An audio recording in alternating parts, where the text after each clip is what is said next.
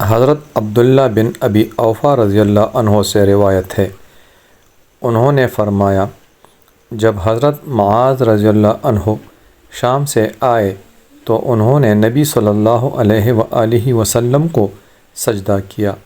آپ صلی اللہ علیہ وآلہ وسلم نے فرمایا معاذ یہ کیا؟ انہوں نے کہا میں شام گیا تو میں نے وہاں کے لوگوں کو دیکھا کہ وہ اپنے پادریوں اور سرداروں کو سجدہ کرتے ہیں۔ مجھے اپنے دل میں یہ بات اچھی لگی کہ ہم لوگ آپ صلی اللہ علیہ وآلہ وسلم کے ساتھ تعظیم اور احترام کا یہ طریقہ اختیار کریں، تو رسول اللہ صلی اللہ علیہ وآلہ وسلم نے فرمایا تم یہ کام نہ کرو۔ اگر میں کسی کو اللہ کے سوا کسی کے لیے سجدہ کرنے کا حکم دیتا تو عورت کو حکم دیتا کہ اپنے خاوند کو سجدہ کیا کرے۔ قسم ہے اس ذات کی جس کے ہاتھ میں محمد صلی اللہ علیہ وآلہ وسلم کی جان ہے، عورت اپنے رب کا حق ادا نہیں کر سکتی جب تک اپنے خاوند کا حق ادا نہیں کرتی۔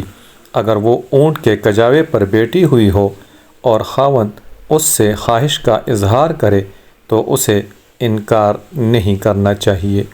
سنن ابن ماجہ حدیث نمبر 1853۔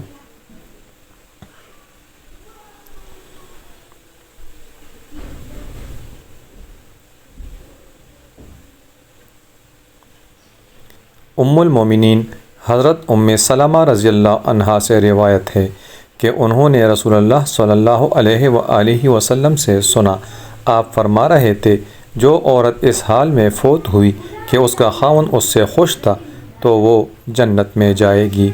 سنن ابن ماجہ حدیث نمبر 1854۔